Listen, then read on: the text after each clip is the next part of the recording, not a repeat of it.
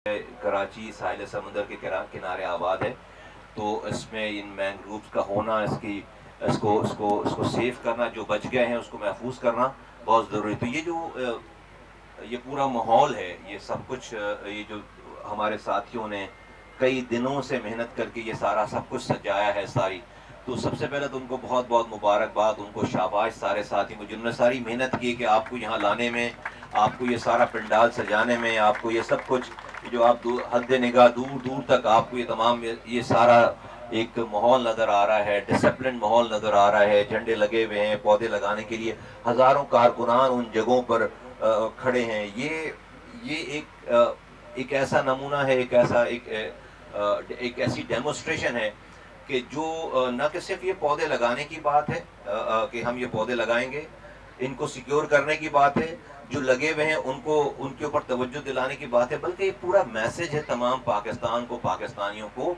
कि देखें सियासी पार्टियों का काम सिर्फ और सिर्फ लड़ाई करना नहीं है।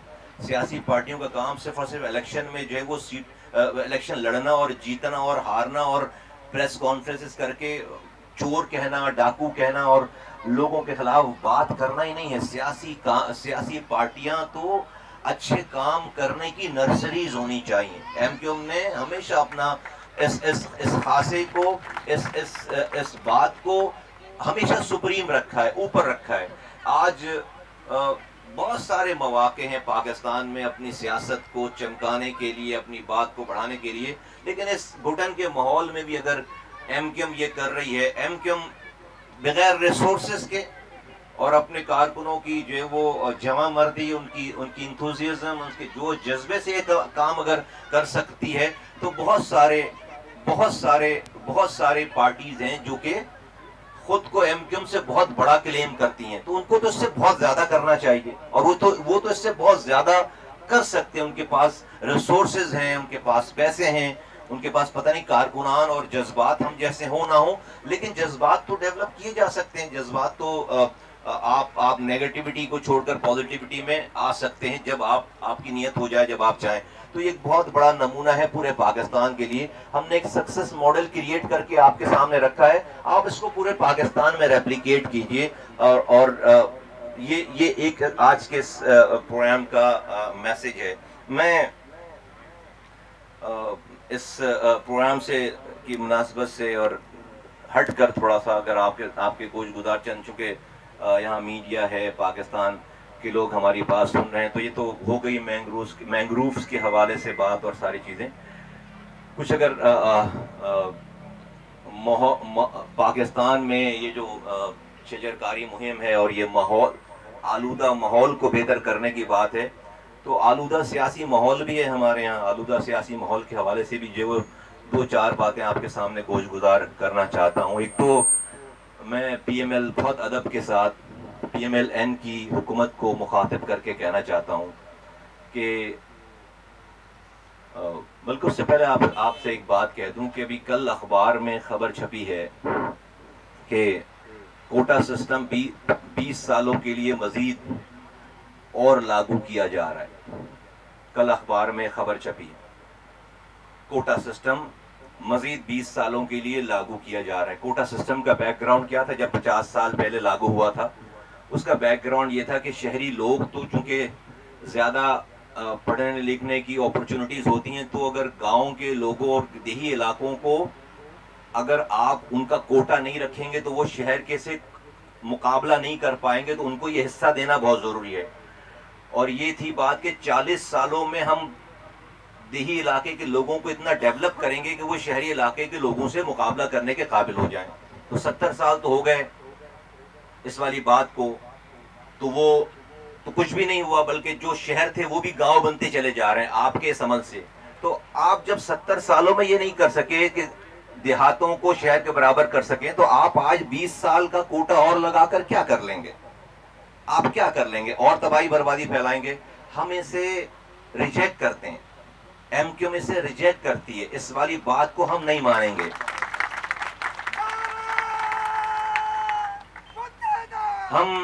मैं बताना चाहता हूं बहुत अदब से, हमारी स्टैंडिंग कमेटी में ये जो लॉ एंड जस्टिस की स्टैंडिंग कमेटी थी, और ये खबर भी गलत। वहां पर हमारे दो साथी थे, उन्होंने इसको भरपूर अपोज किया और वो वहां पे नंबर्स भी पूरे नहीं थे और अखबार में ये खबर दे दी गई कि कोटा सिस्टम 20 सालों के लिए लागू होने जा रहा है।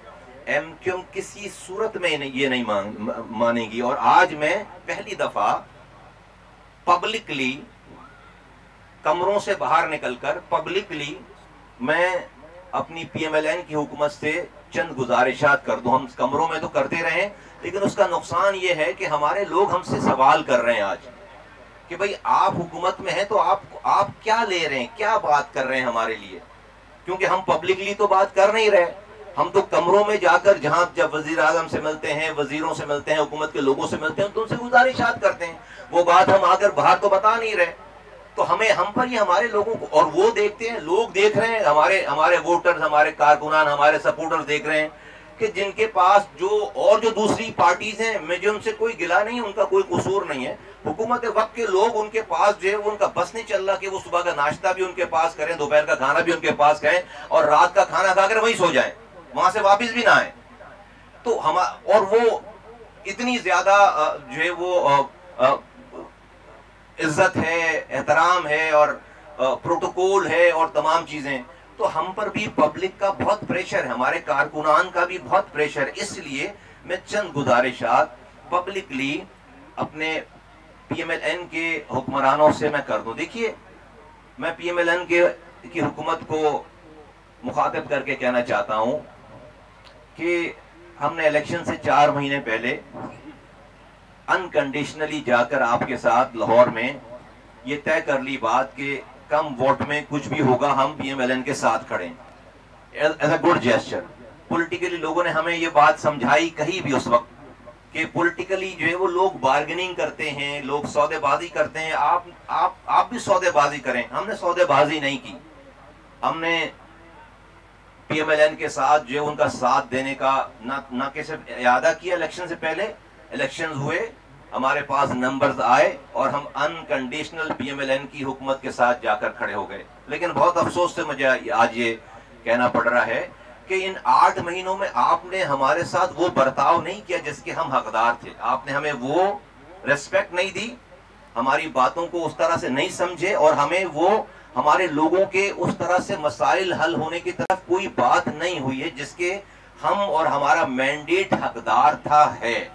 मैं बहुत अफसोस के साथ ये बात कहता हूँ। हमने इस आईनी तरमीम का जो जिक्र है सारा पिछले दिनों, हम डेफिनेटली रियासत की एक पॉलिसी है, हुकूमत की एक पॉलिसी, हम साथ दे रहे हैं और हम देंगे साथ, जिस बात को बेस बनाकर इस कॉन्स्टिट्यूशनल अमेंडमेंट की बात हो रही है कि चार्टर्ड ऑफ डेमोक्रेसी में बेनजीर भुट्टो साहिबा ने, शहीद बेनजीर भुट्टो ने और नवाज शरीफ साहब ने 2006 में ये लंदन में एक चार्टर्ड ऑफ डेमोक्रेसी साइन किया था उन्होंने। उसमें ये बात लिखी हुई है कि हम जुडिशरी रिफॉर्म्स करेंगे, हम जुडिशियल रिफॉर्म्स करेंगे। अच्छी बात है। उसी चार्टर्ड ऑफ डेमोक्रेसी के पॉइंट नंबर 10 अगर आप जाकर पढ़ें, चार्टर्ड ऑफ डेमोक्रेसी का पॉइंट नंबर 10 आकर जाकर पढ़ें, जिसको शहीद बेनजीर भुट्टो ने और साहिबा ने और जो नवाज शरीफ साहब ने साइन किया, तो उसी चार्टर्ड ऑफ डेमोक्रेसी में लोकल गवर्नमेंट को एम्पावर करने और डेवोल्यूशन ऑफ पावर की भी बात लिखी हुई है। तो हम ये कह रहे हैं इख्तियारात और वसाइल को ग्रास रूट की सतह पर नीचे ले जाने की बात भी लिखी हुई है। तो हम ये कह रहे हैं कि जब आप, एमक्यूएम ये कह रही है, बंद कमरों में कहती चली आ रही है कि भाई जब आप ये सारा कुछ कर ही रहे हैं, तो हमने भी एक ड्राफ्ट बहुत पहले से बनाया हुआ है, जिस ड्राफ्ट को पीएमएलएन ने साइन किया है बाकायदा, उस पे एमओयू साइन किया है बाकायदा। तो आप इस ड्राफ्ट को भी कॉन्स्टिट्यूशनल अमेंडमेंट का हिस्सा बनाएं। फारूक सत्तार साहब और फैसल सवारी साहब और अमीनुल हक साहब उस कमेटी में है जहां पर ये बात हो रही है। लेकिन उस कमरे में बात हमने, ये मैं अपने कारकुनों को, अपने वोटर्स को बताना चाह रहा हूं कि हमने इस तमाम कॉन्स्टिट्यूशनल अमेंडमेंट में जब हर कोई हर कुछ मांग रहा है, अपनी वजारतों की बात हो रही है, दूसरी और चीजों की बात हो रही है, हुकूमत की बात हो रही है, हुकूमत छोड़ने हुकूमत आने की बात हो रही है, हमने वजारतों की बात नहीं की है, हमने पर्सन प्रिविलेजेस प्रोटोकॉल की बात नहीं की है, हमने पाकिस्तान के 24 करोड़ लोगों को इख्तियारात और वसाइल उनकी दहलीज पर ले जाने का ड्राफ्ट बनाया है। हमने अपने लिए कुछ नहीं मांगा लोगों। तो इससे 25 करोड़ लोगों का, इसमें इंसानों का, पाकिस्तानियों का फायदा होगा। ये ड्राफ्ट हमने कॉन्स्टिट्यूशन अमेंडमेंट बनाया और उसको प्रेजेंट कर दिया। लेकिन मुझे ये थोड़ा सा गिला है इस वाली बात का कि हमारे पीएमएलएन के साथी जो हमारी हुकूमत है, जब भी उनसे बात करो तो, और चूंकि हमारे सिंध के मसाइल हैं, हमारे इश्यूज हैं, हमारे यहाँ पर हमारा मैंडेट है, हमारा शहर है कराची, हैदराबाद, मीर बुखार, सकर, नवाबशाह, यहाँ हमारे लोग रहते हैं जो कि 40 सालों से हमें वोट देते चले आ रहे हैं। जब हम हमसे इनसे मसाइल की इनकी बात करते हैं तो वो हमें कहते हैं कि आप पीपल्स पार्टी से खुद बात करें। भाई पीपल्स पार्टी से तो हमने मुआहिदा नहीं किया, हमने तो आपसे मुआहिदा किया है। आप हमारी बिहाफ पे पीपल्स पार्टी से बात करें ना। पीपल्स पार्टी और पीएमएलएन दोनों आज हमारे वोटों के साथ, आप वजीर आजम बने हुए हुकूमत चला रहे हैं और उनके पास वो सदर हैं, आईनी ओहदे उनके पास है, यकीनन उनके पास भी बड़े नंबर हैं, लेकिन हमारा भी तो कोई शेयर है नहीं है, हमारा भी तो कोई हिस्सा है या नहीं है। आप जस्टिफाई करें हमारी बात को। ये 8 सालों 8 महीनों में हम अपने लोगों को क्या जवाब दें, हम अपने कारकुनों को क्या जवाब दें। तो आप जब हमसे कहते हैं कि भाई हम जाकर हम क्यों बात करें, आप बात करें ना हमारे बिहाफ पे। आप हमें कराची, हैदराबाद में, अभी मैं आया हूं यहाँ पर, ये पर्चा है यहाँ के इलाके के लोगों का, इस पे मसाइल लिखे हुए। अब ये मसाइल मैं किसको दूं? मेयर हमारा नहीं है, वजीर आला हमारा नहीं है, हम तो वफाकी हुकूमत में हैं। हम वजीर आजम से जाकर बात करें, वजीर से जाकर बात करें कि भाई ये मेरे शहर के लोगों का ये मसला है, वो कहें आप जाकर पीपल्स पार्टी से बात करें। तो पीपल्स पार्टी से तो हमने जाकर ड्राइवेंट में मुआहिदा नहीं किया, पीपल्स पार्टी से जाकर तो हमने जो इलेक्शन से 4 महीने पहले जाकर मुआहिदा नहीं किया। तो ये बात ठीक नहीं है, ये बात ठीक नहीं है। ये टेकन फॉर ग्रांटेड वाली बात है जो कि असेंबली के फ्लोर पे डॉक्टर फारूक सत्तार ने की है। ये ना करें प्लीज, ये ना करें। ये एमक्यूएम जो है वो ब्लैकमेल करने वाली एमक्यूएम नहीं है, ये एमक्यूएम शोर मचाने वाली एमक्यूएम नहीं है, ये एमक्यूएम नाजायज बात करने वाली कभी नहीं बात की। ये एमक्यूएम जो है वो कत्लो गारत करने वाली एमक्यूएम नहीं है, शोर शराबा करने वाली एमक्यूएम। हम तो बहुत ही सिविलाइज्ड मैनर में पाकिस्तान के आज के हालात को देखते हुए हम क्योस नहीं क्रिएट कर रहे, लेकिन खुदा के वास्ते उसका ये मतलब तो नहीं है कि आप हमारी गर्दन पर पैर रखकर उसे दबाते चले जाएं। हम अपने लोगों को क्या जवाब देंगे, हम अपने लोगों को क्या? अब आप हमारी हुकूमत की मौजूदगी में आप अगर कहेंगे हम 20 सालों के लिए और कोटा सिस्टम लगा रहे हैं, तो लानत भेजता हूं मैं ऐसी एमएनएशिप के ऊपर जो हमारे पास है, लानत भेजता हूं मैं ऐसी हुकूमत के ऊपर जो हम हुकूमत में है।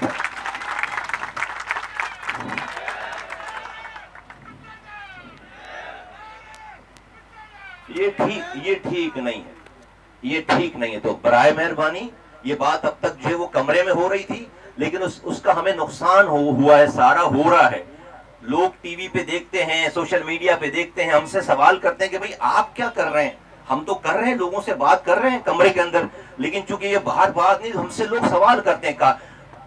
दो वोट हुकूमत को चाहिए। अख्तर मंगल साहब से उन्होंने बात की, उन्होंने कहा हमारे 2000 लापता लोग हैं, उनको छोड़ दें, हमारे पास 25 वोट हैं, मेरे 107 कारकुनान लापता हैं, उनका हक नहीं है। 8 सालों में इन कारकुनों ने एक पत्थर नहीं मारा शहर में। यहाँ पर 20 लाशें रोजाना गिरती थी, 22 लाशें रोजाना गिरती थी, पता नहीं कौन कौन इन्वॉल्व था यहाँ पर। शहर में जो है वो रोजाना की खबर होती थी। आज आप बलूचिस्तान और खैबर पख्तूनख्वा भूल जाते अगर कराची का जो हशर 8 साल पहले था। इन कारकुनों ने अपनी जानों का नजराना पेश करके शहर में अमन कायम किया है। यहाँ पर अभी कोई पत्थर नहीं मारा 8 सालों से। तो हमारा ये हक नहीं है, हमारा इन कारकुनों का ये हक नहीं है कि आप आज उनको माफ करें, उनको भी माफ करें। हमने प्रूफ किया है, एक महाज था कराची, एक महाज था रियासत का, एक महाज था जो कि एमक्यूएम ने एमक्यूएम के कारकुनों ने बंद कर दिया, वरना 20 लोग रोजाना रंग नस्ल जुबान पे यहां मर रहे थे, पाकिस्तान के रेवेन्यू इंजन पे। और आज पीएमएलएन के हमारे दोस्त खड़े हो जाते हैं, कहते हैं कि नवाज शरीफ साहब के जमाने में ऑपरेशन शुरू हुआ तो इस वजह से अमन आया। मैं 2 हफ्ते के लिए अपनी पार्टी बंद करते हैं, आप 2 हफ्ते के बाद अमन ले लें इस शहर के अंदर, अगर इतना ही शौक है तो किसी को। हम बैठते हैं आराम से घरों पर। 30 सालों से आप ऑपरेशन कर रहे थे, नहीं अमन कायम कर सके। इस शहर के नौजवानों ने कन्विक्शन के साथ इस शहर में अपनी जानों का नजराना, जब सच बोलने की सबसे छोटी सजा मौत थी तो हम उस सच के साथ खड़े हो गए, पाकिस्तान जिंदाबाद के साथ खड़े हो गए। तो इसलिए आज यहाँ पर अमन है, कोई इस गलत फहमी में ना रहे। आज 22 सालों की सजा दे रहे हैं आप, 9 साल से जेलों में लड़के पड़े हुए हैं आज उनको, और मैं अभी डिटेल नहीं करना चाहता, 22 साल की सजा दे रहे। तो ये कारकुनान पूछ रहे हैं कि भाई हुकूमत में हम हैं, हर चीज में साथ दे रहे हैं, लापता हमारे नहीं छूट रहे, जेलों से सजा भुगतने के बाद हमारे लोग नहीं छूट रहे, फिर ऊपर से हमारी मौजूदगी में ये कोटा सिस्टम हमारे ऊपर लागू हो जाएगा। क्या जवाब दें? आप हमें बताएं क्या जवाब दें। पीएमएलएन के दोस्तों, बहुत एहतराम अदब से कहना, बताएं क्या जवाब दूं मैं अपने लोगों को, क्या जवाब दूं? ये ठीक नहीं है। बहुत कुछ है, मैं बहुत थोड़ा करके बता रहा हूं, मैं बहुत थोड़ा करके बता रहा हूं। बहुत कुछ है, बहुत ज्यादा है, बहुत ज्यादा है। मैं कोशिश कर रहा, मैं बहुत ही आराम से, जज्बाती हुए बगैर, गुस्से के बगैर, बहुत तहम्मुल से आपसे ये गुजारिश कर रहा हूं। और ये कोई ब्लैकमेलिंग खुदा ना खास्ता नहीं है। हमारे थोड़े कहे को बहुत ज्यादा समझिए, हमारे थोड़े कहे को बहुत ज्यादा समझिए। ये ट्रीटमेंट हमारे साथ ठीक नहीं है। खुदा के वास्ते मैं इल्तिजा करता हूं आपसे, आप साहिब इख्तदार लोग हैं, हमें टेकन फॉर ग्रांटेड ना लीजिए। खुदा के वास्ते हमें टेकन फॉर ग्रांटेड ना लीजिए। ये हमारा और हम पीपल्स पार्टी के साथ वर्किंग रिलेशनशिप चाहते हैं। हमने मीटिंग की है जरदारी साहब से, हमने मीटिंग की है बिलावल भुट्टो जरदारी साहब से, खालिद मकबूल साहब, Farooq Sattar and my self. हम लड़ाई नहीं चाहते, हम कहीं से लड़ाई नहीं चाहते। आज उनके पास इक़्तिदार है, हम चाहते हैं इस शहर में, हमारा मैंडेट है 80%, इस शहर के लोगों के मसाइल हल होने चाहिए। हम वर्किंग रिलेशन, हमने हमारी लड़ाई, हम दुश्मनी लड़ाई किसी से नहीं चाहते। और इन तमाम चीजों को हम आगे बढ़ाना चाहते हैं। और मैं यहां पर इस बहुत माजरत के साथ, मेरी बात लंबी हो रही है। मैंग्रोव की बात आपने सुनी थी थोड़ी सी, ये दूसरी बात है। इसराइल ने हमास के लीडर को शहीद कर दिया, हसन नसरुल्लाह साहब को। इससे सॉरी हिजबुल्लाह के लीडर को शहीद कर दिया, हसन नसरुल्लाह साहब को। इससे पहले जो है वो उन्होंने हमास के लीडर को शहीद कर दिया और जेनोसाइड कर रहा है, कत्लो गारत क्रिमिनल जेनोसाइड कर रहा है इंसानियत का। मासूम छोटे छोटे बच्चे, खवातीन, बुजुर्ग, मर्द, सब जो है वो जानों से जा रहे हैं। दुनिया खामोश तमाशाई है और इसराइल की दहशतगर्दी को रोकने के लिए कोई तैयार नहीं। इसी दौरान इसी 1 हफ्ते 10 दिनों के दौरान इसराइल के अखबारों में बैक टू बैक 3 आर्टिकल छपते हैं इमरान खान साहब की तायीद में। इसराइल के अखबारों में इमरान खान साहब की तायीद पे 3 बैक टू बैक आर्टिकल छपते हैं, जिसमें इमरान खान साहब को इन सो मेनी वर्ड्स जो वो उनको अपना एसेट बताया गया है और उनकी तारीफें की गई और कहा कि इसराइल के इंटरेस्ट को सेफ गार्ड करने के लिए हमारा एक ही आदमी है वहां पर, जो कि पीटीआई के, ये मैं नहीं कह रहा, ये वो जरीदा कह रहा है, पीटीआई, इमरान खान साहब की तरफ से, पीटीआई की तरफ से उसकी उस तरह से वजाहत और तरदीद नहीं आई है। इस बात की वजाहत आनी चाहिए, तरदीद आनी चाहिए। बहुत सीरियस बात है, चूंकि इस माशरे में इस हवाले से पहले भी गुफ्तगू मौजूद है। 20 साल पहले डॉक्टर इसरार साहब, जो कि एक विजनरी स्कॉलर थे, वो कह गए कि जो है वो इजराइल ने अपनी इन्वेस्टमेंट, यहूदियों ने अपनी इन्वेस्टमेंट की है खान साहब की शक्ल में, कि उन्होंने अपना एक लीडर जो है वो प्लांट किया। ये मैं नहीं कह रहा, ये डॉक्टर इसरार साहब के क्लिप्स बता रहे हैं। मौलाना फजलुर रहमान साहब को जब से हम सुन रहे हैं पर्सनल गैदरिंग में और इवन के उन्होंने जो है वो इज्तिमात में बताया है कि खान साहब के हवाले से बताया कि भाई यहूदी एजेंट है। मैं नहीं कह रहा, मौलाना फजलुर रहमान साहब कह रहे थे। फिर अकबर एस बाबर ने, जो कि पीटीआई के पाइनियर्स और लीड उनके उनके उनके कर्ता धर्ताओं में से थे, जो कि पीटीआई बनाने वालों में से थे, उन्होंने खुद जाकर पाकिस्तान के इलेक्शन कमीशन में केस कर दिया कि पीटीआई के पास जो है वो इसराइल से और इंडिया के लोगों से पैसे आ रहे हैं, और उन्होंने प्रूफ कर दिया और केस भी जीत गए। प्रूफ भी कर दिया और केस जीत गए कि जो पीटीआई की फंडिंग है वो इसराइल से हो रही है, वो जो है वो इंडिया से हो रही है, और ममालिक का भी नाम है, अमेरिका वगैरह सबका नाम है, लेकिन ये वाली बात भी ये बात प्रूफ करे।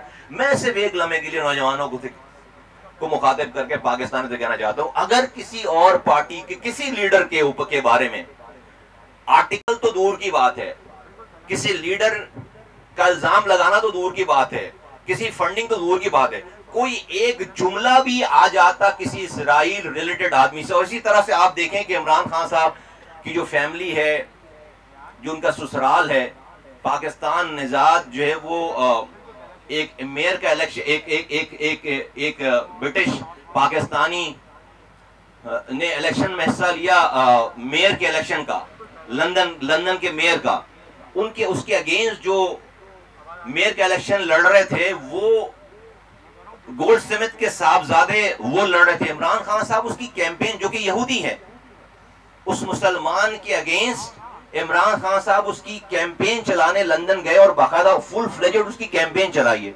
इस सारी चीजों का कोई 1%, 0.1% किसी और पार्टी का कोई आदमी या लीडर या रहनुमा वो करता तो मुझे बताओ, पीटीआई के जो लोग हैं, उनके जो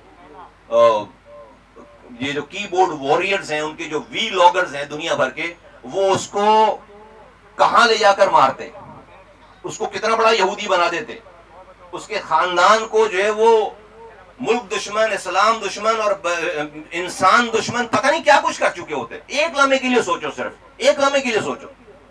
तो अभी जो है वो फॉरेन फंडिंग केस है, ये आर्टिकल छपे हुए हैं अभी तो, और फिर उसके बाद जो मुल्क में केओस है, तो वो एक दूसरे को कॉम्प्लीमेंट कर रही है। वो एक दूसरे को ये केओस देखकर हम क्या समझें कि मुल्क में कहीं से आप बात करने के लिए, रुकने के लिए तैयार ही नहीं है। Disturbance after disturbance, disturbance after disturbance.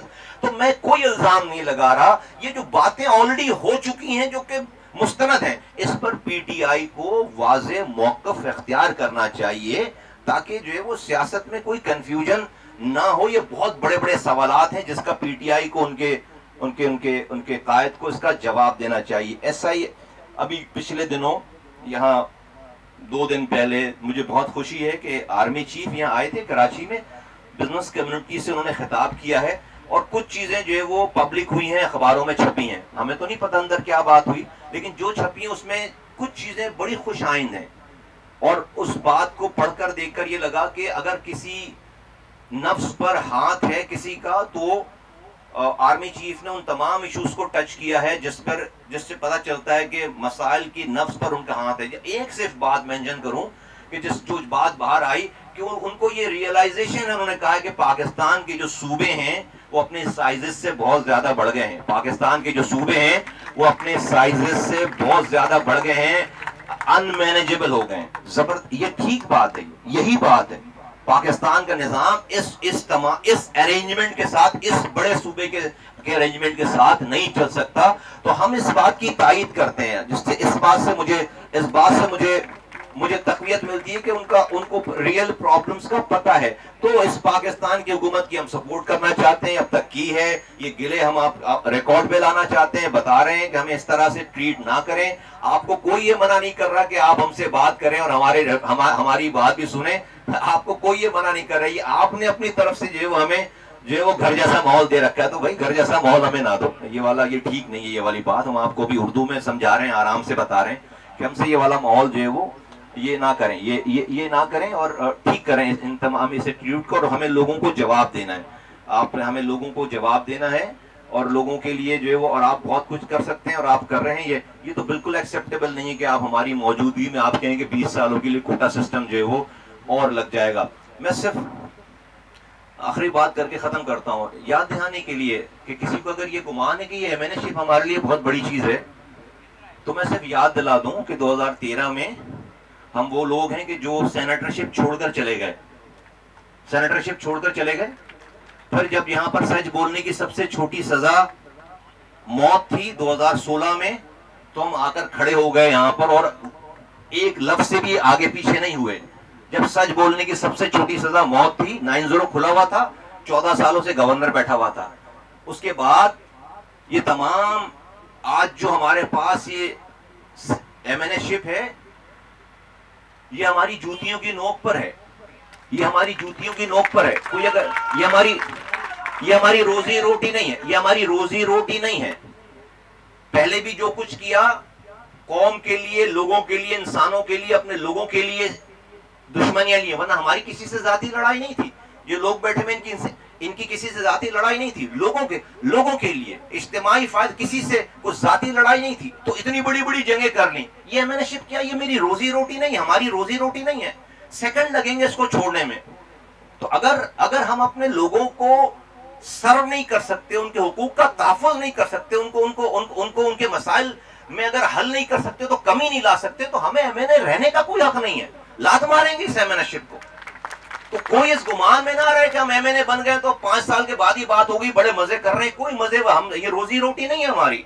22 साल पहले अल्लाह ने जो है वो एमपी बनाया, वजीर बनाया, सेनेटर बनाया, मेयर बनाया, एमएनए बनाया। ये बैठे हुए सारे 6-6 दफा मिनिस्टर्स रहे हुए लोग यहाँ पर बैठे हुए, तो हमारे लिए ये कोई मसला नहीं है। तो कोई भी, मैं हुकूमत वक्त को कहना चाहता हूँ, इस गुमान में ना रहे कि चूंकि एमएनए बन गए तो बस अब जो है वो 5 साल के बाद ही कैसे भी ट्रीट करेंगे, मसला नहीं होगा। नहीं भाई, हमें अपने लोगों, हम अपने लोगों के लिए एमएनएस बने, हम अपने लोगों के लिए एमपीएस बने। आप इनका ख्याल करें, हमें नजर भी आएगा।